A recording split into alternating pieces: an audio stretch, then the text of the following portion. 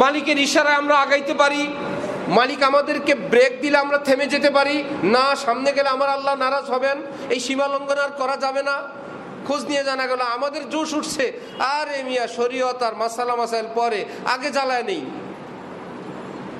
আগে হত্যা করে নেই, মৃত্যুবরণ করছে তারপরে আগে মনের ঝালটা মিটাই নেই। সরকার আমাকে দায়িত্ব দিছে দমন করার, আরে দমন করা না, আগে শেষ করে নেই, গুলি আমার হাতে, আগে মারি। বলছে রাবার বুলেট মারো, বলে না, রাবার বুলেট যেটা থেকে বাইর হয় ওটা বুক বরাবর মারো, এক কামে দুই কাম। লাঠি দিছে ভয় দেখাইতে, না, লাঠি দিয়ে এমন ভাবে কুকুরের মতো পিটায়, মনে হয় যে আমাকে পাঠাইছে হত্যা করতে। তাহলে ওই বাহিনী কিংবা আমরা যারা প্রতিশোধ পরায়ণ হয়ে গেলাম, আমরা কেউ কি আমাদের দেশের কিংবা আল্লাহ ধর্মের দ্বীনের কোনো সীমারেখা, কোনো বিধিনিষেধ কিছু কি মানি? আমরা কি ওই কুকুরের সমান ট্রেনিং প্রাপ্ত ওই কুকুরের সমানও কি হইতে পারছি? ভদ্র ফ্যামিলির ছোট্ট বাবু যাদেরকে আপনারা শিক্ষা দেন, খবরদার কারো থেকে কোনো টাকা নিবা না, বলি না আমরা, কেউ কোনো কিছু দিলে নিবা না, ঠিক আছে? জি, ছোট্ট বাবু টাকা তো না করে, কিন্তু চিপস আর মিমি দিলে সে জানে এটা মানা করা কত কষ্টের ব্যাপার। আলহামদুলিল্লাহ, আলহামদুলিল্লাহি ওয়া কাফা ওয়া সালামুন আলা ইবাদিহিল্লাযীনা ইসতাফা, আম্মা বা'দ, فأعوذ بالله من الشيطان الرجيم.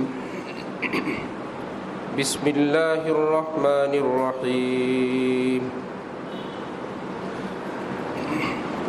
قل إن كنتم تحبون الله فاتبعوني يحببكم الله ويغفر لكم ذنوبكم والله غفور رحيم. صدق الله مولانا العظيم. وقال رسول الله صلى الله تعالى عليه وسلم: من أحب سنتي فقد أحبني ومن أحبني كان معي في الجنة. وقال رسول الله صلى الله تعالى عليه وسلم: بعثت لأتمم مكارم الأخلاق. وقال رسول الله صلى الله تعالى عليه وسلم: أصحابي كالنجوم بأيهم اقتديتم اهتديتم، أو كما قال رسول الله صلى الله تعالى عليه وسلم. মুহতারাম মুসল্লিয়ানে কেরাম,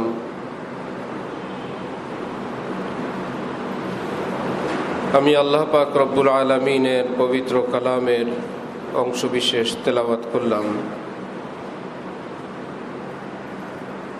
এবং হযরত রাসূল করিম সাল্লাল্লাহু আলাইহি ওয়াসাল্লামের কয়েকখানা হাদিস শরীফ পাঠ করলাম। আল্লাহ পাক কোরআন শরীফ এবং হাদিস শরীফের উসিলায় আমাদের সকলকে হেদায়েত নসিব ফরমান। কোরআনে পাক হাদিসে পাকের নূরে আমাদের জীবনকে সুন্দর করার তৌফিক দান করেন।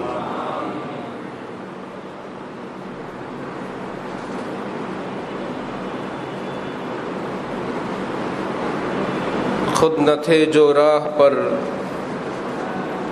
औरों के हादी बन गए,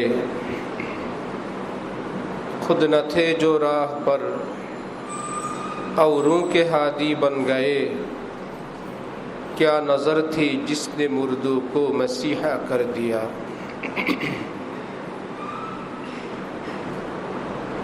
रसूलुल्लाह सल्लल्लाहु अलैहि वसल्लम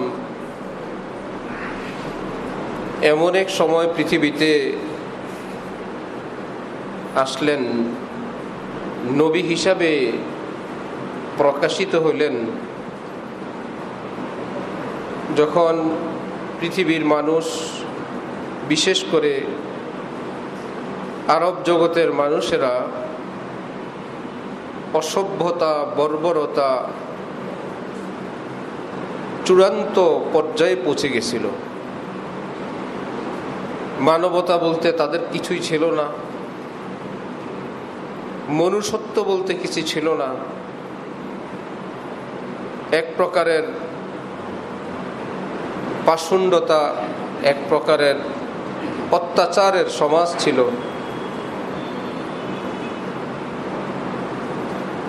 এক বুজুর্গ বলেন, খুদ না থে জো রাহ পর औरों के हादी बन गए। যেই মানুষের সমাজের মানুষগুলো পথভ্রষ্ট ছিল, পথ হারা ছিল, নিজেরাই পথের দিশা খুঁজে পায় নাই,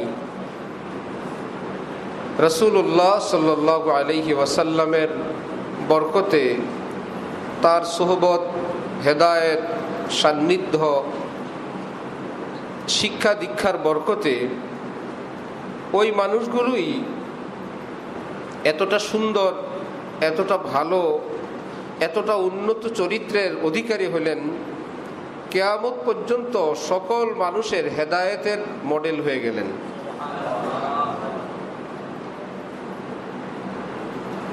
এক একজনের জীবনী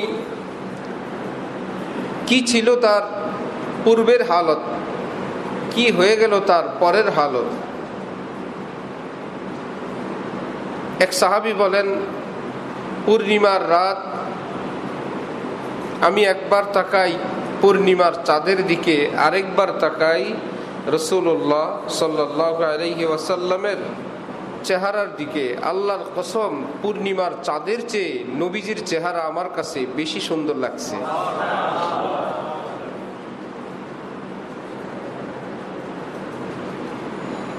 হযরত হাকিমুল উম্মত মুজাদ্দিদে মিল্লাত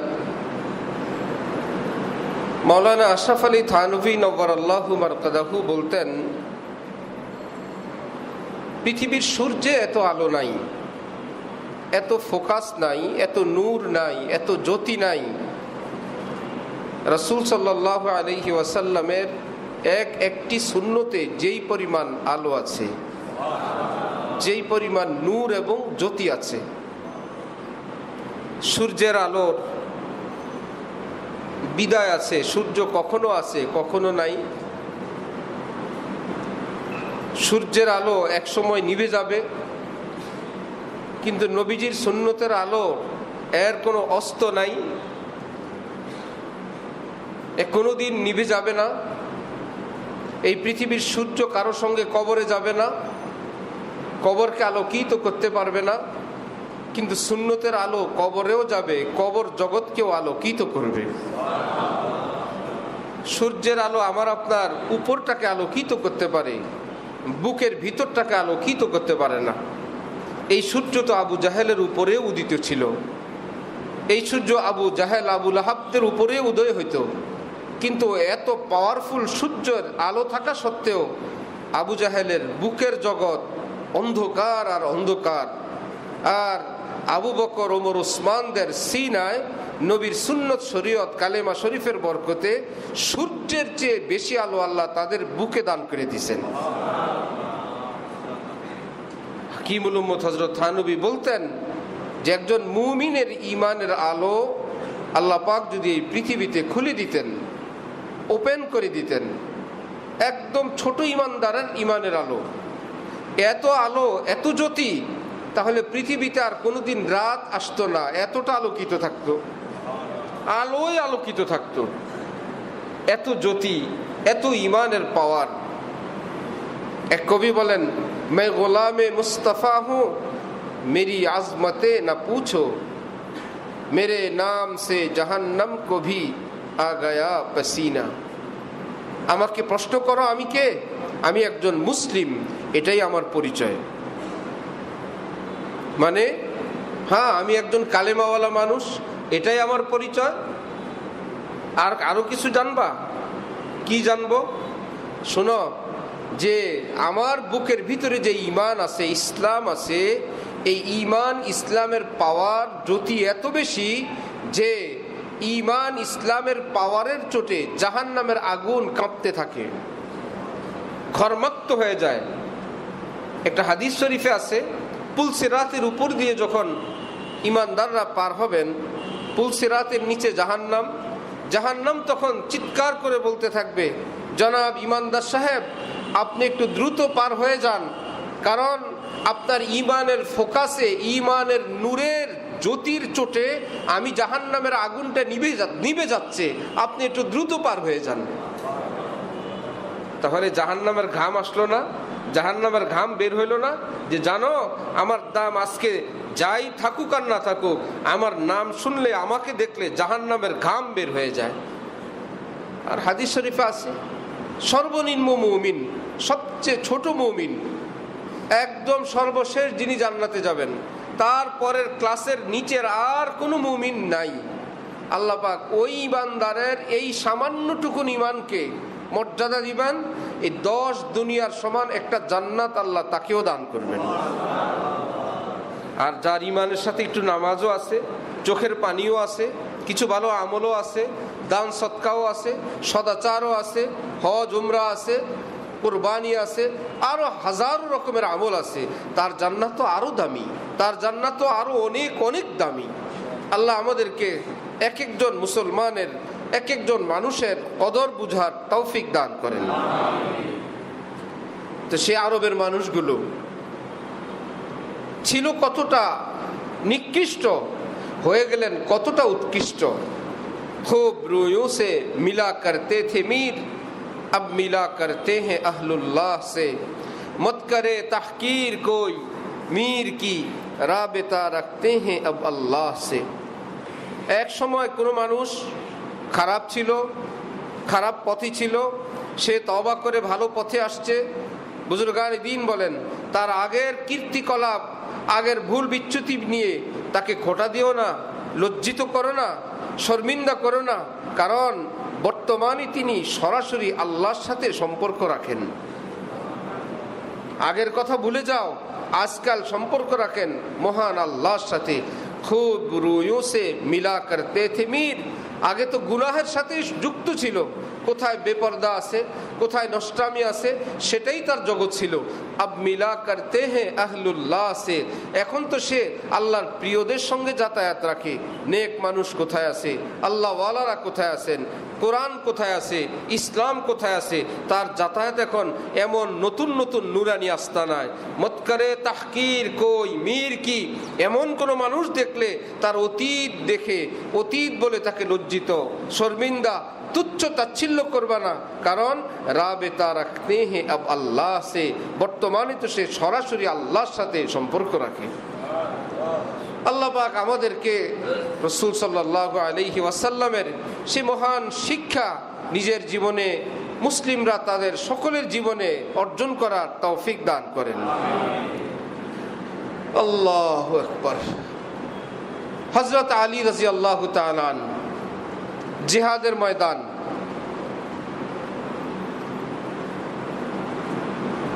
হযরত আলী রাদিয়াল্লাহু তাআলা আনহু কাফেরের বুকে চড়ে বসলেন, তাকে হত্যা করবেন। ইসলামের দুশ্মন, আল্লাহ রসুলের দুশ্মন, মুসলমানদেরকে হত্যা করতে সে এখানে আসছে। এমন সময় ওই কাফের ভাবলো, আমার তো সবই শেষ, মৃত্যুর আগে কমপক্ষে আলীকে একটু থুতুই নিক্ষেপ করি। হযরত আলীর চেহারার দিকে, দেহের দিকে থুতু নিক্ষেপ করলো। হযরত আলী বুক থেকে নেমে গেলেন। সে অবাক, প্রশ্ন করলো, কি ব্যাপার? আমার তো মৃত্যুর ঘণ্টা বেজে গেছে, আমি তো এতক্ষণ দুনিয়ায় না থাকার কথা, আপনি এভাবে এত বড় সুযোগ পেয়ে আমাকে ছেড়ে দিলেন। হযরত আলী বললেন যে, তোমার বিরুদ্ধে আমার যে রাগ, গোসা, ক্ষোভ ছিল, সেটা ছিল আল্লাহর জন্য, ইসলামের জন্য, আমার ব্যক্তি স্বার্থের জন্য না। কিন্তু তুমি যখন আমাকে থুতু নিক্ষেপ করলে, আমি অনুভব করলাম আমার ভিতরে রাগ, গোসার মাত্রা আরো বেড়ে গেছে। এই মুহূর্তে যদি আমি তোমাকে হত্যা করি, তাহলে কিছু হবে ইসলামের জন্য, আল্লাহর জন্য, কিছু হবে আমি আলীর জন্য। সবটা আল্লাহর জন্য হবে না। আমার ব্যক্তির আক্রোশ মিটানো এর সঙ্গে সামিল, আমার প্রতিশোধও এর সঙ্গে সামিল। আমাদের ইসলামে এইরকম ব্যক্তি স্বার্থের জন্য কারো গায়ে হাত তোলা, কাউকে হত্যা করা, এটা জায়েজ নাই, এটার পারমিশন নেই। আপনাদের ইসলাম এত সুন্দর, হ্যাঁ এত সুন্দর, তাহলে আর আপনাদের সঙ্গে আমি কেন যুদ্ধ করব? আমাকে কালেমা পড়ায় আপনি মুসলমান বানায় দেন। এত সুন্দর ইসলাম, কার বিরুদ্ধে আমরা যুদ্ধ করলাম? আমরা তো বুঝতে পারি নাই। প্রশ্ন হবে, তাহলে হযরত আলী যে হত্যা করতে আসলেন, ইসলামে এই কাজটা কেমনে জায়েজ হইল?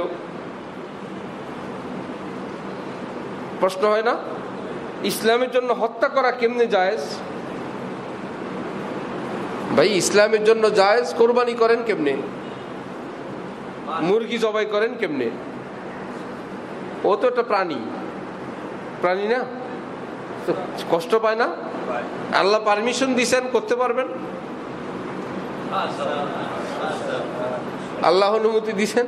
গরু শোয়াও, গরু কি জবাই হইতে চায়?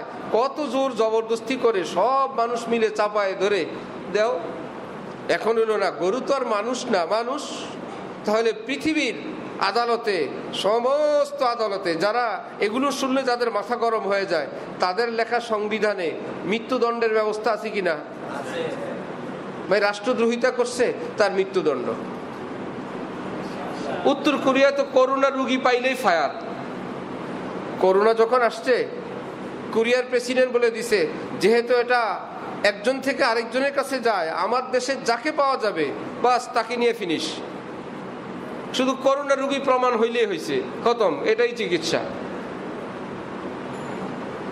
এখানে আর কারো মানবতার সবকও আসে না, এখানে আর দরবেশির কথাও আসে না। আবার যখন নিজে কারো উপর খেপে, তার মাথায় বাড়ি দেওয়ার সময় এত বড় সুন্নতের কথা মনে থাকে না। যখন কারো উপর ক্ষুব্ধ হয়, তাকে হত্যা করার সময় আর মনে আসে না। হ্যাঁ, ইসলামে মৃত্যুদণ্ড আছে, সারা পৃথিবীতে আছে, সংবিধানে আছে।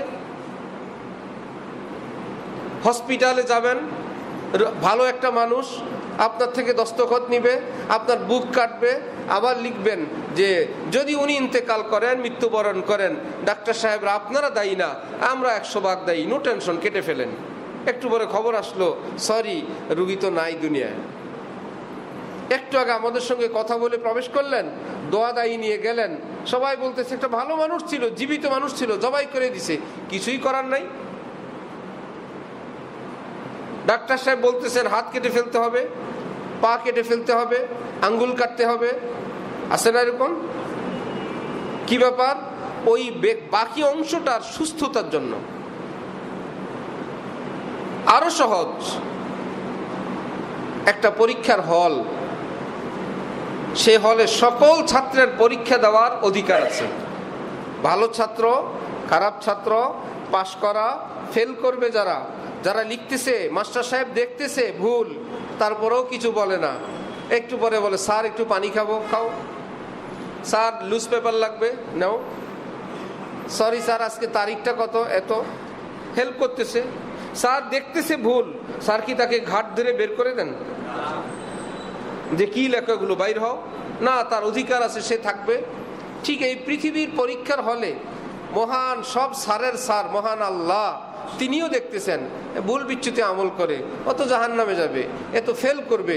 আল্লাহ পাক এই কারণে সে কাফের, আল্লাহ পাক তাকেই এই দুনিয়া থেকে উঠে আনেন না। ঠিক আছে, ফেল যখন করবে করবে।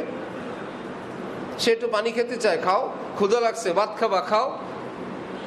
দুনিয়ার যত ফ্যাসিলিটি, তার যতক্ষণ হায়াত আছে আল্লাহ পাকের পক্ষ থেকে তার জন্য বরাদ্দ আছে। ওকে, পাস ফেল পরে, তিনি সব দেখতেছেন। এবার আসেন সেই পরীক্ষার হলে, হঠাৎ ছাত্র কয়েকজন মিলে, এরা কিছুই পারে না, এরা এখন বসে বসে তাদের টেবিলে ভালো ভালো ছাত্ররা আছে, এক একজন এক এক টেবিল ডিস্টার্ব করে। নিজে তো লেখে না, জোরে জোরে কথা বলে, টেবিল নাড়াচাড়া করে। ভালো ছাত্ররা বলল স্যার আমাদের ডিস্টার্ব হয়। স্যার এসে বললেন, এই তোমরা যা পারো তোমাদেরটা তোমরা লেখো, তাদেরটা তারা লিখবে। লাকুম দীনুকুম ওয়ালিয়া দিন, তোমার পাস তোমার কাছে, তোমার ফেল তোমার কাছে। কারো উপর কারো কি নাই, জোর জবরদস্তি নেই, লিখতে থাকো যে যা পারো। ফেলওয়ালাকে আমরা কিছু করতে পারবো না, পাসওয়ালাকেও আমরা ঘাড়ে উঠে রাখতে পারবো না, এখানে সমান। একটু পর দেখা গেল ফেল কয়েকটা জোট হয়ে এখন টেবিল এমনভাবে নাড়াচাড়া করে, একটু পরে লাইট অফ করে দেয়, একটু পরে ফ্যান অফ করে দেয়, একটু পরে জোরে চিৎকার করে, টেবিল নাড়াচাড়া করে। কি ভালো ছাত্র একজনও লেখার কোনো ব্যবস্থা নাই? মাস্টার সাহেবরা ওনাকে বলবেন যে না, আপনারা যেহেতু আসছেন 3.5 ঘন্টা পর্যন্ত আপনারা যা করেন করেন, আপনাদের পারমিশন আছে, এটা বলবেন যে পরীক্ষার হলে 3.5 ঘন্টা ভিতরে ঢুকছেন, তো আপনারা টেবিল নাড়েন, ফ্যান অফ করেন, লাইট অফ করেন, কোনো সমস্যা নাই, আমাদের পক্ষ থেকে আপনাদের জন্য শতভাগ সুযোগ। এটা করবেন না থামানোর চেষ্টা করবেন? যদি না থামে হলে রাখবেন না বের করে দিবেন? অধিকার গেল কই? এই বেচারারা পরীক্ষার হলে আসছিল, থাকার অধিকার সে নিজেই ধ্বংস করছে। ওই পরীক্ষার হল থেকে বের করে দেওয়া, তার মানে এখানে থাকার আর পারমিশন নাই। কারণ যারা সুস্থ স্বাভাবিকভাবে, পাশ করা পার্টি হোক আর ফেল করা পার্টি হোক, সুস্থ স্বাভাবিকভাবে যারা পরীক্ষার্থী, তাদের পরীক্ষার জন্য এই ক্ষতিকর, ডিস্টার্বকারী, এই জন্য তাকে সেখান থেকে বের করে দিয়ে গ্রেফতার করো, শাস্তির সম্মুখীন করো। ঠিক এই পৃথিবীর পরীক্ষার হলে কে মুসলিম, কে হিন্দু, কে বৌদ্ধ, কে খ্রিস্টান, কে দিনদার, কে পরহেজগার, সবার বেঁচে থাকার অধিকার আছে। কেউ কাউকে জোর জবরদস্তি করতে পারবে না, অত্যাচার করতে পারবে না। তোমারটা তুমি করো, আমারটা আমি করি। হ্যাঁ, খবরদার, আমি নামাজে যাব, তুমি যদি আমাকে ডিস্টার্ব করো, আমাকে টেনে ধরো, আমি দাঁড়িয়ে রাখবো, তুমি যদি আমাকে তিরস্কার করো, তুমি যদি আমাকে এসা তেসা তকমা দাও, তাহলে যারা কর্তৃপক্ষ আছে আমি তাদেরকে বলবো। কয়েকদিন পর শুনলাম তুমি আমার আল্লাহর কোরআন সম্পর্কে বেয়াদবি করতেছো, আমার নবী সম্পর্কে কথা বলতেছো, তাহলে সে কি স্বাভাবিক ছাত্র না অস্বাভাবিক?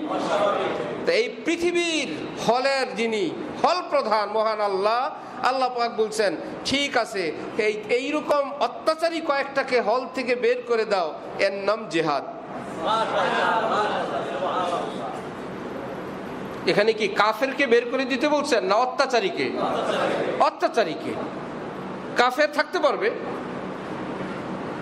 ইহুদি, খ্রিস্টান, বৌদ্ধ, যে কোনো ধর্মের সে থাকতে পারবে, কিন্তু তুমি থাকবা এক কথা, ডিস্টার্ব করে থাকবা সেটা ভিন্ন কথা, অত্যাচার করে থাকবা সেটা আরেক কথা। শরীরের অঙ্গ প্রত্যঙ্গে একটু ব্যথা, পায়ে ব্যথা, ডাক্তার সাহেব চিকিৎসা করলেন, একটু পরে গোটা হয়েছে, যতই চিকিৎসা করে গোটা তো ভালো হয় না, পচে গেছে, এইবার আস্তে আস্তে সেটা ইনফেকশন হয়ে গেছে, ডাক্তারের সকল চিকিৎসা শেষ, ডাক্তার চূড়ান্ত হলো এই ইনফেকশন এখন উপরের দিকে উঠবে, পায়ের থেকে উপরের দিকে উঠে এই লোকটার পুরা দেহটাকে ধ্বংস করবে। সে এখন বলে কি, বেঁচে থাকতে হলে আপনাকে পাটা কেটে ফেলতে হবে হাঁটু পর্যন্ত। এটা কি স্বাভাবিক মানুষের জন্য না অস্বাভাবিকের জন্য? আরে বাবা, একটা মানুষের পা কেটে ফেলবেন? হ্যাঁ, বাকি দেহ রক্ষা করতে হলে পা কাটতে হবে। পা কাটা কোনো রুগী আপনারা দেখেন নাই? আঙ্গুল কাটা দেখেন নাই? কেন আঙ্গুলটা কাটলো? সব মানুষের সমান অধিকার, হাত পা নিয়ে সবাই থাকবে না বাবা, তাকে জিজ্ঞাসা করেন, সে কেটে খুশি, সে বলে আলহামদুলিল্লাহ, যথাসময়ে ডাক্তার সাহেব সিদ্ধান্তের কারণে আল্লাহ আমাকে বাঁচায় রাখছেন। পা কাইটা এখন সে মহা খুশি, কারণ সেটাকে কাটার কারণে আমার বাকি দেহটা সুস্থ আছে।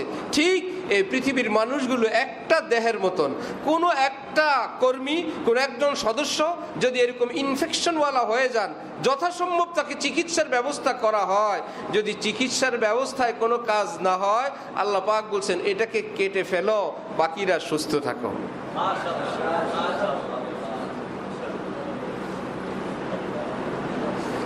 তাহলে জেহাদ ইসলামে আছে, এইটা মানে কি কোন ত্রাস সন্ত্রাস না সন্ত্রাস দমন? জেহাদ কি সন্ত্রাস না সন্ত্রাস দমন? দমন।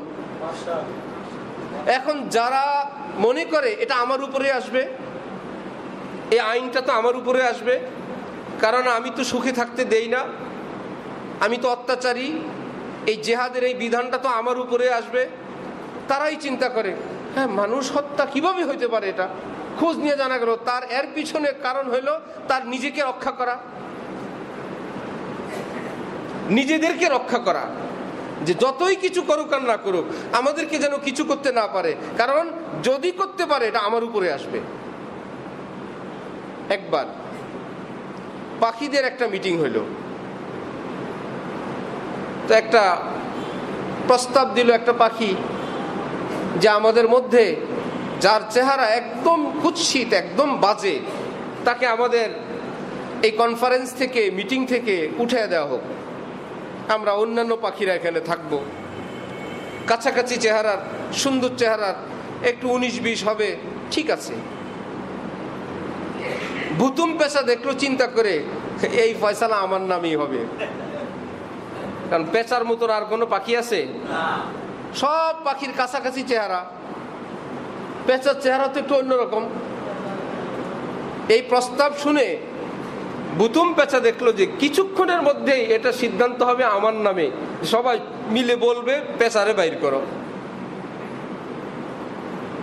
ওই প্রস্তাব শোনার সাথে সাথে পেঁচা দাঁড়ায় গেল, দাঁড়ায় বলল অত্যন্ত গুরুত্বপূর্ণ সুন্দর একটা কথা উনি বলছেন, আমি সকলের পক্ষ থেকে এই প্রস্তাবকে স্বাগত জানাই এবং সমর্থন জানাই, আপনারা সিদ্ধান্ত নেন এবং আমাকে শুধু দেখায় দিবেন কাকে বের করতে হবে,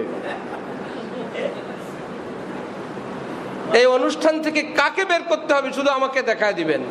মাতাব্বরি নিল কে? যে আসামি সে, যে ভাবছে আমার উপরে আসবে এই তকমা, কারণ সবাই দেখছে সবার চেহারা একরকম, টিয়া কবুতর কাক এসব কাছাকাছি না, সব পাখি দেখবেন একটা ঠোঁট আছে পাখি পাখির মতোই, কিন্তু পেঁচা দেখলে মনে হয় এটা কি অন্য কিছু কিনা, এটা তো আরেক রকম।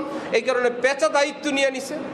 পৃথিবীর কাফের মুশরিকরা অসভ্যরা যখন দেখলো এই পৃথিবী থেকে যে বের করে দেওয়ার একটা ফয়সালা আছে জিহাদ, কে শয়তানি করে, কে আল্লাহ রসুলের বিরুদ্ধে বলে, কে কোরআনের বিরুদ্ধে বলে, কে মুসলমানের বিরুদ্ধে বলে, কারা ত্রাস সৃষ্টি করে, কারা ভিতরে ভিতরে অন্যের দেশ দখল করার আগ্রাসী ভূমিকা রাখে, এদের বিরুদ্ধে তো ইসলামের জেহাদ নামক একটা অপারেশন আছে, এইটা তো আমার নামে ফয়সালা হইলে আমি শেষ।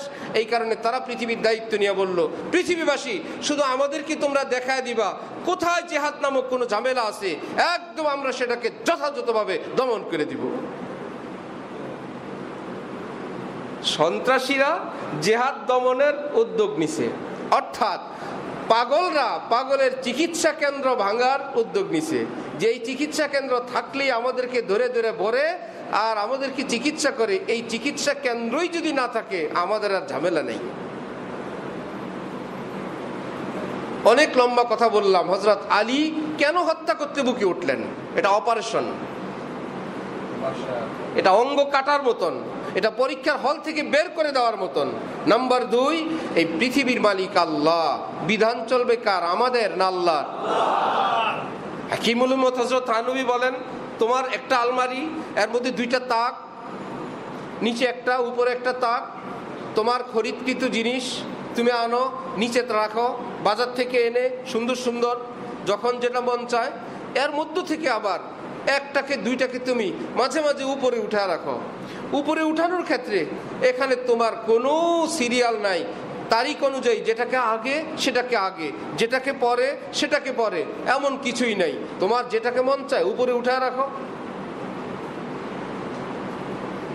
এখানে কারো কোনো অধিকার আছে কিছু বলার? ভাই আপনি কিছু জিনিস নিচে কেন রাখেন, কিছু জিনিস কেন উপরে রাখেন?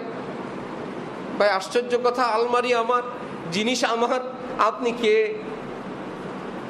এই আলমারিটা তো আমার, এই তাকগুলো তো আমার, এই বস্তুগুলো তো আমার, আমি কিভাবে রাখবো একে আপনাকে জিজ্ঞাসা করব? তাহলে এই পৃথিবী, হাকিমুল উম্মত বলেন 2 তাকওয়ালা, একটা দুনিয়ার তাক, একটা আখিরাতের তাক। এই 2 তাকের মধ্যে আল্লাহ আমাদেরকে নিচের তাকে রাখছেন, এটা দুনিয়ার তাক। এখান থেকে যাকে যখন যেভাবে ইচ্ছা উনি উঠে উপরে তাকে নিয়ে যান। কি ব্যাপার আল্লাহ, আপনি এই জোয়ান মানুষটাকে নিয়ে গেলেন, বুড়া সে আসছে কবে, এখনো তাকে নিলেন না? তোরে জিজ্ঞাসা করব, আলমারি আমার, তাক আমার, জিনিস আমার, আমি কাকে উপরে নিব কাকে নিচে রাখবো সেটা আমার ব্যাপার। ঢাকায় 20 লাখ, 50 লাখ, 1 কোটি, 5 কোটি, 20 কোটি পর্যন্ত, আরো বেশি কোটি পর্যন্ত জায়গার কাঠার দাম আছে। মনে করেন 2-4 কোটি তো আমাদের আশপাশেই।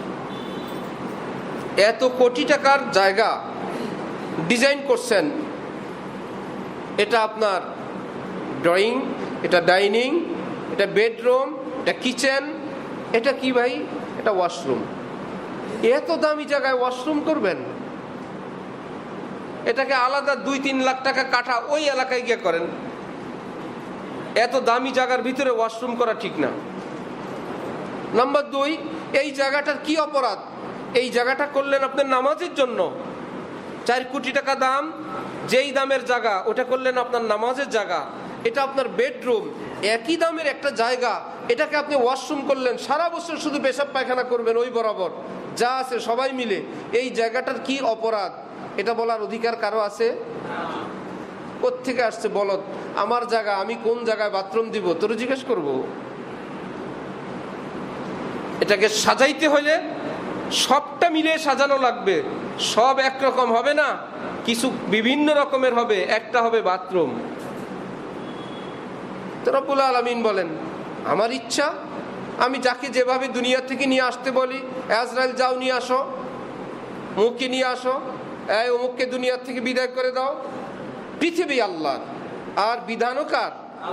আল্লাহ।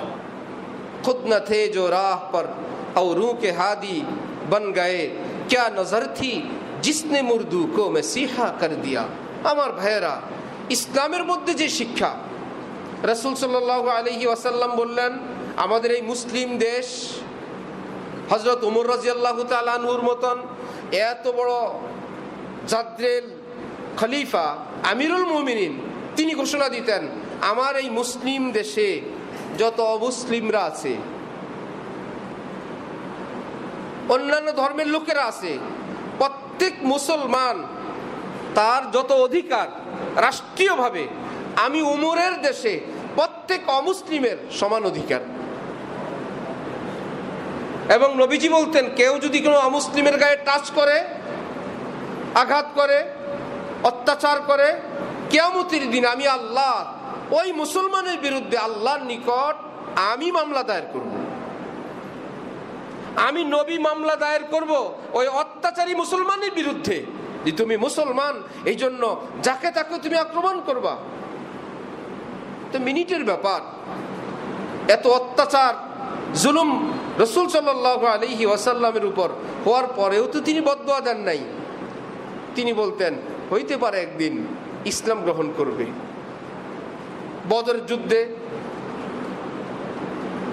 বদর যুদ্ধে যারা বন্দী হইলেন, এর মধ্যে হযরত আব্বাসও হইলেন। কি মুশকিল! হযরত আব্বাস রাদিয়াল্লাহু তাআলা আনহু তিনিও কি হইলেন? কাফির হিসাবে তাদের সঙ্গে আইসা ধরা পড়ছেন। এখন 70 জন বন্দীকে এক জায়গায় নিয়ে আটকে রাখা হইলো। এই বন্দীদের কি করা হবে? এক একজনের পরামর্শ, এদেরকে হত্যা করা হোক। হযরত ওমর বললেন, একদম 70টা তো ওখানে শেষ, বাকি 70টা এখানে শেষ করা হোক। হযরত আবু বকর বললেন, না, এদেরকে রেখে দেয়া হোক, হইতে পারে এরা একদিন ইসলাম গ্রহণ করে এরা আমাদের লোক হয়ে যাবে। নবীজি হযরত আবু বকর সিদ্দিকের পরামর্শটা ভালো লাগলো। ওই দিন যদি হত্যা করা হইতো, হযরত আব্বাস কি থাকতেন? এইবার ঠিক আছে, সকলকে আটকে রাখো, রশি দিয়া বান্ধ, আসামি তো আসামি। হযরত উমরকে দিয়েছেন বাঁধতে, হযরত আব্বাসকে একটু টাইট করে বাঁধছেন। নেতা, আপনি মুরব্বী হয়ে আসলেন আমাদেরকে মারার জন্য। তো ওনার রাতের বেলা ওনার কষ্টের কোনো আওয়াজ, এটা আনসার সাহাবীরা টের পাইছেন, পেয়ে আস্তে আস্তে রশিটা খুলে দিছেন। যে নবীজির চাচা আজকে আসামি হয়ে আসছে, বেচারা কি এভাবে বাধা হইল? সকালে সিদ্ধান্ত হলো তাদেরকে থেকে মুক্তিপণ নেওয়া হবে, যে তোমরা ওয়াদা করো আর এত টাকা দিয়ে, এই পরিমাণ মুদ্রা দিয়ে তোমরা তওবা তিল্লা করে যাও, তবু তোমাদেরকে এত চরম অপরাধের পরেও তোমাদেরকে হত্যা করা হলো না। সাহাবাই কেরাম বললেন যে রশি ছাড়লে যেহেতু নবীজি খুশি হয়েছেন, মনে হয় মুক্তিপণের টাকাটাও যদি আমরা ছেড়ে দেই নবীজি মনে হয় খুশি হবেন। বললেন থাক, সবাই দিলে দেখ, আব্বাস সাহেবের দেওয়া লাগবে না। এখানে আবার নবীজির চাচা যেহেতু, এখানে বিচারটাকে সমান রাখার জন্য নবীজি বললেন না, সবাই দিবে, আব্বাসেরও দেওয়া লাগবে। এখানে কোনো আত্মীয়তার প্যাচ ঘুষ চলবে না। এইবার হযরত আব্বাস বলতেছেন, সুবহানাল্লাহ, নিজের ভাতিজা তার কাছে বলতেছেন যে আমি তো মক্কা থাকতে ইসলাম গ্রহণ করছিলাম, আমি তো মুসলিম, আমি প্রকাশ করতে সাহস পাই নাই, আপনাকেও বলতে পারি নাই, সেখানেও কাউকে বলতে পারি নাই, যার জন্য সমাজে আমার পরিচিতি ছিল আমি একজন কাফের। এই জন্য তারা যখন আমাকে যুদ্ধে আসার জন্য বলল, আমি তো বলতে পারি না, কিন্তু আমার তো আসতে হয়েছে, আমি তো একজন মুসলিম। রাসূল সাল্লাল্লাহু আলাইহি ওয়াসাল্লাম তখন বললেন, বাহ্যিক আদালতে যেহেতু আপনি মুসলমানের বিরুদ্ধে অবস্থান করলেন এবং সব ঝামেলা থেকে এখন একটা পর্যায়ে আসছেন, ঠিক আছে, আপনি যে টাকাটা নির্ধারণ হলো সেটা আপনি দেন। আয়াত নাজিল হইল, সুবহানাল্লাহ, যে যারা ইমানের দাবি করে এদেরকে বলেন যে নির্ধারিত টাকা হয়েছে সেটা দিয়ে দিতে, ইমানের খবর তো আমি আল্লাহ জানি, ইমানের কারণেও পুরস্কার দিব, যে টাকাগুলো এখন দিবে সেটার কারণে আমি আল্লাহ তাদেরকে সওয়াব দান করে দিব। সুন্দর কত ইসলাম, প্রত্যেকটা বিধান সুন্দর কত। আল্লাহ আমাদেরকে ইসলাম বুঝার তৌফিক দান করেন। হাদিস শরীফে আছে, একটা বদচরিত্রা নারী রাস্তায় যাওয়ার সময় একটা কুকুরকে পানি পান করাইল। সবাই জানেন, সে দেখতেছিল যে কুকুরটা পিপাসিত, পানি অনেক নিচে, কুকুরের জন্য পানি উঠায় পান করা মনে হয় সম্ভব না, আমি একটু সেবা করি। কে সেবা করলো? চরম গুনাহগার একজন নারী। কার সেবা করলো? একটা কুকুরের। সে তার গায়ের কাপড়ের অংশ ছিঁড়ে চামড়ার মোজা দিয়ে নিচ থেকে পানি উঠায় একটু কুকুরকে পানি পান করাইলো। সে তো জানেও না এই কাজ যে তার এত বড় দামে বেচা যাবে আসমানে। আল খালকু ইয়ালুল্লাহ ওয়া আহাব্বুল খালকি ইলাল্লাহি মান আহসানা ইলা ইয়ালি। নবীজি বলেন, এই পৃথিবীর সমস্ত মাখলুক, যার আত্মা আছে, যার প্রাণ আছে, এই সমস্ত মাখলুক আল্লাহ পাকের ফ্যামিলির সদস্যের মতো। সুতরাং এই মাখলুকের প্রতি, শুধু মুসলমান না, শুধু মানুষ না, এই মাখলুক, এই পৃথিবীর প্রাণীগুলির প্রতি যে যত সদয় হবে, সদাচার করবে, একটু শান্তি দিবে, আরাম দিবে, আল্লাহর কাছে সে তত প্রিয় হবে, আল্লাহর কাছে তার তত দাম।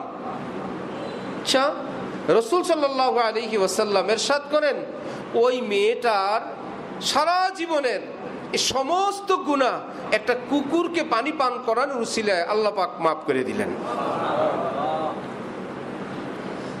এই জন্য ইসলামের শিক্ষা শুধু আমরা মুসলিম আমাদের জন্য না, বরং আমাদের জন্য, সকল মানুষের জন্য, সকল প্রাণীর জন্য।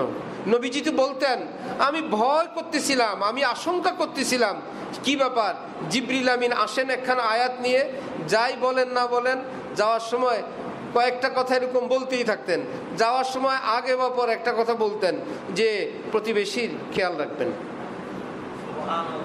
আর কোরআন নিয়ে আসলে এক আয়াত, পরে বলে প্রতিবেশীর খেয়াল রাখবেন। মুশকিল কথা ওইটা আছেই, যাই আয়াত নিয়ে আসে আগে পরে যাওয়ার সময় জিবরিল আমিন কি বলে? প্রতিবেশীর খেয়াল রাখবেন। নবীজি বলেন আমি নিশ্চিত এই কয়েকদিনের মধ্যে আয়াত নাজিল হবে, কেউ মারা গেলে তার মিরাস, তার সম্পত্তি, তার ছেলে মেয়ে ভাই বোন যারা পাওয়ার তারা তো পাবেই, তার চতুর্পাশের প্রতিবেশীরাও নির্দিষ্ট হারে পাবে। আমি আতঙ্কে ছিলাম, আশঙ্কায় ছিলাম যে কয়েকদিনের মধ্যেই জিবরিল আমিন এমন একটা বিধান আনবে। কারণ প্রতিবেশীর যে হক, যে অধিকার, জিবরিল সারা বছর সারা জীবন আমাকে শুনাইতেছে, আয়াত একটা নাজিল হবেই। শেষমেশ দেখলাম আল্লাহ পাক পাঠাইলেন না, মুসলমানের জন্য সহজ করে দিলেন। কিন্তু প্রতিবেশীর হকটা তো আসছে, লা ইউমিনু আহাদুকুম হাত্তা ইয়ামানা জারুহু বাওয়াইকা। নবীজি বলেন তোমার প্রতিবেশী, আশপাশের মানুষ তোমার জুলুম, তোমার অত্যাচার, তোমার সীমা লঙ্ঘন থেকে সে যদি নিরাপদ না থাকে, তাহলে তুমি ঈমানদারের সার্টিফিকেট নিতে আমার কাছে আসবা না। আগে সার্টিফিকেট নিয়ে আসবা তোমার আশপাশ থেকে, সবাই বলবে হ্যাঁ তার অত্যাচার থেকে আমরা নিরাপদ। ওই চেয়ারম্যান সার্টিফিকেট নিলে যেরকম সামনের কাজ করানো যায়, আইডি কার্ড দিলে যেমন পাসপোর্ট করানো যায়, জন্ম সনদ দিলে পরেরটা করানো যায়, নবীজি বলেন আগে তোমার প্রতিবেশীদের থেকে সার্টিফিকেট নিয়ে আসবে। হ্যাঁ তারা তোমার ব্যাপারে বলবে ওনার সর্বপ্রকার অত্যাচার থেকে আমরা শতভাগ মুক্ত, নিরাপদ। নবী বলেন আমি সেটা দেখার পর আমি আরেকটা দস্তখত দিব, তিনি একজন পাক্কা মুসলমান। আর যদি তারা নিরাপদ না হয়, আমি ঘোষণা দিচ্ছি লা ইউমিনু, তুমি এখনো কামেল মুসলমান হইতে পারো নাই, যেই মুসলমান বানানোর জন্য আমি আসছি। নবীজি কি কেবল কালেমাওয়ালা মুসলমান বানাইতে আসছেন যে শুধু লা ইলাহা ইল্লাল্লাহ মুহাম্মাদুর রাসূলুল্লাহ এইটুকুন পড়বা? চুরিও জায়েজ, ডাকাতিও জায়েজ, অত্যাচারও জায়েজ, খুন খারাপিও জায়েজ, মুসলমান হইলে হইছে। কারণ মুসলমানের জন্যই তো বেহেশত। এই মুসলমান চান না পাক্কা মুসলমান? তো সেই পাক্কা মুসলমান যারা আমরা চাই, হইতে চাই, তাদের জন্য একটা গুরুত্বপূর্ণ বিষয় হলো আমাদের প্রতিবেশী। দল, রাজনীতি, এ তো খুবই ছোট্ট পরিচয়, আমাদের খুবই ছোট পরিচয়। আমি গত সপ্তাহে আমাদের আলোচনা ছিল, সরকার বিদায় নিবে তখন তো আর আমরা জানি না, জানি গত সপ্তাহে আলোচনা ছিল কিসের? মনুষ্যত্বের বয়ান। আমাদের মানুষ হওয়া দরকার। মনে আছে যে আমরা এক বাবার সন্তান, আমরা এক আব্বার সন্তান সবাই, আবার একই দেশে থাকি, আবার সঙ্গে যারা যারা মুসলমান, মুসলমান যদি নাও হই, এক বাবার সন্তান, পৃথিবীর সব ধর্মের মানুষ, এক দেশে থাকি, একটা পৃথিবীতে থাকি। এই জন্যই তো আমাদের অনেক বিধান। কিন্তু তারপর কি দেখা গেল? কি অত্যাচার দেখা গেল দেশে। এখন পুলিশ বাহিনী খারাপ, খারাপ, খারাপ, থানা খারাপ, পুলিশ খারাপ। এখন নিজেরা পাহারা দেন কেন? ভোর 4টা বাজে আমি ঢালকানগর থেকে যাচ্ছি যাত্রাবাড়ির দিকে, এই গত রাতে হজরতের খানকা থেকে 4টার পরে পুরা মিলবারাক, ফরিদাবাদ, সূত্রাপুর, সব জায়গায় লাঠি ছোটা হাতে। আমি বললাম এত ভিড়ের মধ্যে কিছু লোক তো ঘুমাইতে যাইতে পারেন, ডাকাত তো আর এত পাগল না যে 5 জন দেখলে আসবে, 20-30 জন লাগবে, কয়েকজন থাকলেই তো হয় না। এক এক জায়গায় 20-25 জন, 30 জন, সঙ্গে মহিলাও আছে, দেখি ছোট ছোট বাচ্চাও আছে, সবার হাতে লাঠি। এই লাঠি কি আমাদের সারা বছর নেওয়া লাগছিল? কাদের কারণে? ওই যাকে আপনি পছন্দ করেন না, ওই পুলিশ বাহিনীর কারণে। যেমনই হোক, ভুল বিচ্যুতি যাই করুক, একটা হেলো বললে তো আসবে। ডাকাইতেও জানে, যাই করুক আর না করুক আমারও তো ধরতে আসবে। একটা বাহিনী তো আছে, একটা জায়গা তো আছে, একটা ঠিকানা তো আছে। আজকে সেই ঠিকানা নাই, এখন নিজে পাহারা দেন। এরকম কি দেশ চলতে পারবে আমাদের? সুতরাং আমি বলবো, আপনার পরিচিত কোন পুলিশ সদস্য যদি থাকে, আমি মনে করি ভালো পরিচিত আছে, খারাপও আছে।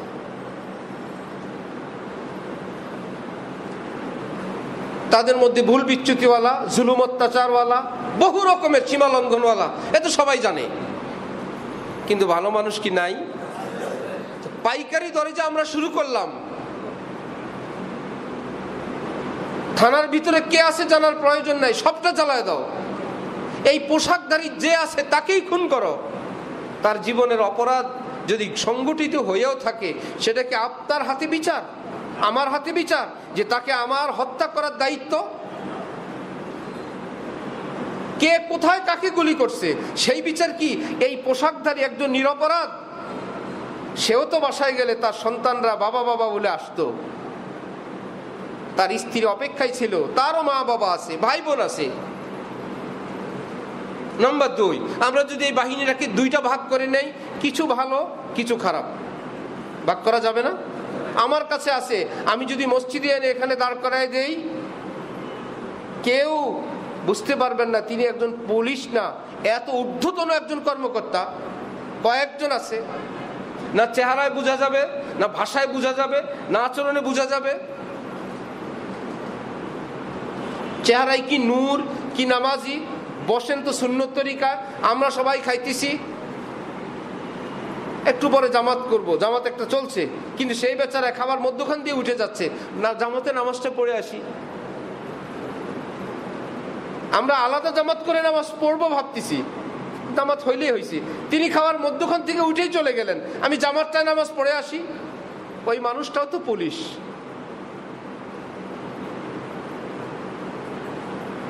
তাহলে যে ভালো ভাইয়েরা ছিলেন আর যারা খারাপ, তো ভালোরা তো ভালো সবার দৃষ্টিতে, এবার খারাপের কাছে আসেন। এই খারাপ পুলিশগুলো কি আমাদের কোনো সেবা করে নাই? যারা খারাপ এরা কি বিপদগ্রস্তদের ডাকে আগে যায় নাই? 999-এ ফোন দিলে আগে আসে নাই? কোনো সেবা যত্ন করে নাই? এই জীবনে তার কোনো অবদান নাই। তো তার মানে যে খারাপ তার জীবনেও ভালো আছে অনেক কিছু। তারপরে যদি আরো খারাপ হয়, সেটার বিচার তো আমার হাতে না, কারণ কে খারাপ, কতটুকুন খারাপ, তার শাস্তিটা কি হতে পারে সেটা তো আমার হাতে না। তার মানে আমাদের কোনো মাপ ঝোঁক নাই, আমাদের কোনো পরকালের ভয় নাই, আমাদের কোনো সীমারেখা নাই। বহু আগে আমি বলছিলাম, কোরআন ইসলামে একটা মাসআলা আছে, কালবে মুআল্লাম, অর্থাৎ কোনো মানুষ যদি তীর নিক্ষেপ করেন একটা পাখিকে, একটা হরিণকে, ওই হরিণটা আপনার তীরেই মারা গেল, এখন তো এভাবে এটা খাওয়া যায় কিনা, এত জবাই করা হয় নাই। আপনি যদি বিসমিল্লাহি আল্লাহু আকবার বলে ছাড়েন আর ওখানেই মারা যায়, খাওয়া যায়, কারণ জবাইয়ের উদ্দেশ্য হলো তার দেহ থেকে প্রবাহিত রক্তটা বের করে দেওয়া। গলা দিয়ে করে কেন? গলা দিয়ে করলে সব রগগুলো এখানে থাকে, এই দিক থেকে করলেই হলো। অন্য দিক থেকে করেও যদি তার শরীরের রক্তটা বের হয়ে যায়, তাহলেও খাওয়া কি আছে?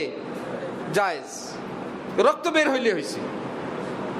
তাহলে আপনি বিসমিল্লাহ আল্লাহু আকবার, ঘটনা ঘটে গেল, হরিণ খাওয়া জায়েজ, পাখিও খাওয়া কি জায়েজ। এখন তো ডগ স্কোয়াড, আগের যুগে এই মাসআলা ছিল। এখন আপনার একটা পোষা কুকুর আছে ট্রেনিং প্রাপ্ত, আপনি তাকে বললেন, ওই হরিণটাকে টার্গেট করলেন, ওই হরিণটাকে নিয়ে আসো, ধরে নিয়ে আসো, বিসমিল্লাহ যাও। এই কুকুর গিয়া হরিণকে এমন জোরে কামড় দিছে, হরিণের রক্ত যা ছিল প্রবাহিত হয়ে গলা ঘাট দিয়ে সব রক্ত বের হয়ে গেছে। এখন এটা খাওয়া যায় কিনা? তরবারি নিক্ষেপ করলে জায়েজ, আপনি তো তরবারি নিক্ষেপ করেন নাই, এই হরিণকে তো হত্যা করছে কুকুর, কিন্তু কুকুরটা কি বাজারের কুকুর না ট্রেনিং প্রাপ্ত? ট্রেনিং প্রাপ্ত একজন মুসলমান তাকে বিসমিল্লাহ বলে পাঠাইছেন, সেই কুকুর। ইসলামের ফতোয়া হলো কুকুরটা তোমার তরবারি স্থলাভিষিক্ত, যেন কুকুর পাঠাও নাই, একটা তরবারি পাঠাইছ, মানে ওই হরিণটাকে খাওয়াও জায়েজ। কিন্তু এই কুকুরটা ট্রেনিং প্রাপ্ত কি না, এর সার্টিফিকেটের জন্য একটা পরীক্ষা আছে। যেটা বলা উদ্দেশ্য সেটা হলো যে ট্রেনিং দেওয়ার পর দীর্ঘদিন সর্বশেষ সনদ যেদিন নিবে, সনদ দেওয়ার পর কুকুরের সামনে তার নির্ধারিত এরকম শিকার রাখা হবে, তার যে সংকেত, তার যে ট্রেনিং, সেটা দিয়ে তাকে 1 2 3 বলবে। সে প্রচণ্ড বেগে যাবে যে আমাকে মালিক নির্দেশ করছে ওই মুরগিটা নিয়ে আসো, ওই হরিণের বাচ্চাটা নিয়ে আসো, ওই খরগোশটা নিয়ে আসো। সে যখন মাঝ পথে যাবে প্রচণ্ড ক্ষুব্ধ হয়ে মালিক যদি আবার তার বিপরীত কোনো পাসওয়ার্ড ব্যবহার করে, যে ব্যাক, ব্রেক, পিছনে আসো, থামো, তাহলে কুকুরটা কি সামনে আগায় না ব্রেক করে দেখতে হবে। যদি কুকুরকে একবার পাঠায় দিলাম আর আসে না, যতই আমি ওয়াশ করি আর বলি, তাহলে বোঝা গেল এই কুকুর এখনো সার্টিফিকেট পায় নাই। এইটাই যদি তোমার পক্ষ থেকে কিছু মারে, ওটা খেতে পারবে না, ওটা ওই মারছে, তুমি মারো নাই। আর যদি প্রচন্ড গতিতে গেছিল, মালিক যখন তাকে বলল ব্রেক, জায়গায় ব্রেক, ব্যাকে আসো, সে পিছনে চলে আসতেছে একবার, 3 বারের মধ্যে আরেকবার টেস্ট আছে, এবার আবার দেখি বিসমিল্লাহ, আবার পাঠাও, এইবারে একই অবস্থা। মালিক পাঠাইলে সে ক্ষুব্ধ হয়ে মনে হয় 1 মিনিটের মধ্যে ফেরত নিয়ে আসবে, কিন্তু মালিক যখন ব্রেক দেয়, থামায়, সে ঠিকই থেমে যায়। কি অর্থ? আমি তো আর আমার কাজে যাচ্ছি না, আমার মালিকের কাজে যাচ্ছি। মালিক যেতে বললে যাব, থামতে বললে থামবো।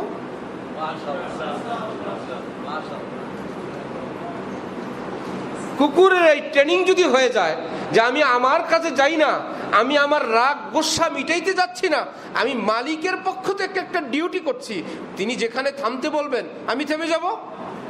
যদি এই সনদ, এই সার্টিফিকেটের ডগ স্কোয়াডের হয়, তাহলে মালিক যদি তাকে বিসমিল্লাহ বলে পাঠায় দেন, তাহলে সে আনতে গিয়ে যদি ঘটনা কমে, ওই হরিণটা রক্ত প্রবাহিত হয়ে মারাও যায়, তাহলে খাওয়া যায় যাচ্ছে, কারণ ওই কুকুরটা একটা তরবারির মতো, একটা ছুরির মতন কাজ দিছে।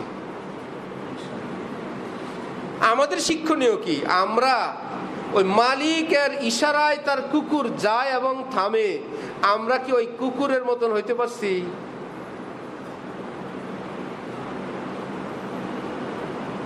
মালিকের ইশারায় আমরা আগাইতে পারি? মালিক আমাদেরকে ব্রেক দিলে আমরা থেমে যেতে পারি না? সামনে গেলে আমার আল্লাহ নারাজ হবেন, এই সীমা লঙ্ঘন আর করা যাবে না। খোঁজ নিয়ে জানা গেল আমাদের জোশ উঠছে, আরে মিয়া শরীয়ত আর মাসালা মাসাইল পরে, আগে জ্বালায় নেই, আগে হত্যা করে নেই, মৃত্যুবরণ করছে তারপরে আগে মনের ঝালটা মিটাই নেই। সরকার আমাকে দায়িত্ব দিছে দমন করার, আরে দমন করা না, আগে শেষ করে নেই, গুলি আমার হাতে, আগে মারি। বলছে রাবার বুলেট মারো, বলে না, রাবার বুলেট যেটার থেকে বাইর হয় ওটা বুক বরাবর মারো, 1 কামে 2 কাম। লাঠি দিছে ভয় দেখাইতে, না, লাঠি দিয়ে এমন ভাবে কুকুরের মতো পিটায়, মনে হয় যে আমাকে পাঠাইছে হত্যা করতে। তাহলে ওই বাহিনী কিংবা আমরা যারা প্রতিশোধ পরায়ণ হয়ে গেলাম, আমরা কেউ কি আমাদের দেশের কিংবা আল্লাহ ধর্মের, দ্বীনের কোনো সীমারেখা, কোনো বিধি নিষেধ কিছু কি মানি?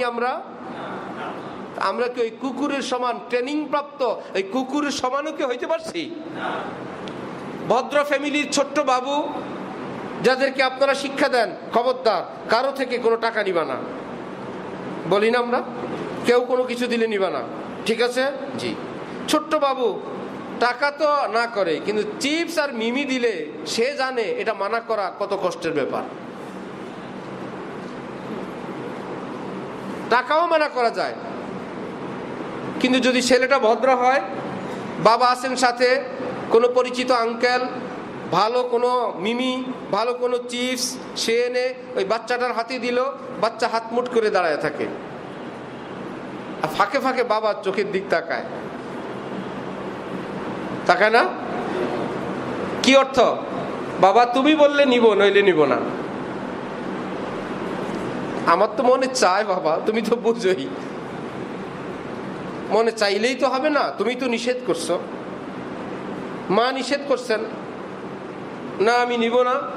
একবার উনি আবার রিকোয়েস্ট করেন, বাচ্চা আবার তাকায়, বাচ্চা আবার তাকায়, বাবা যদি গ্রিন সিগন্যাল দেন, আচ্ছা নাও, তোমার আঙ্কেল, তোমার চাচু, তোমার মামা নাও, আজকে অনুমতি দিলাম, সারা জীবনেটা দেয় না, আজকে নাও।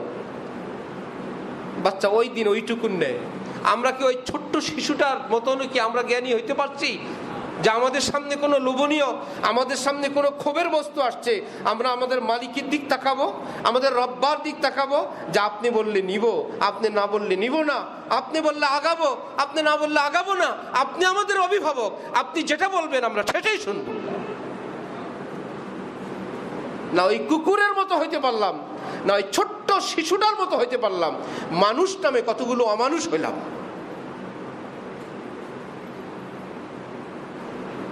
যে ভিন্ন মত দমন করো, আমার বিপক্ষকে খুন করো, আমি যাকে পছন্দ করি না তাকে এবং একই পোশাকধারীকে লাগাতার হত্যা করো, আমার মনের জাল মিটাই।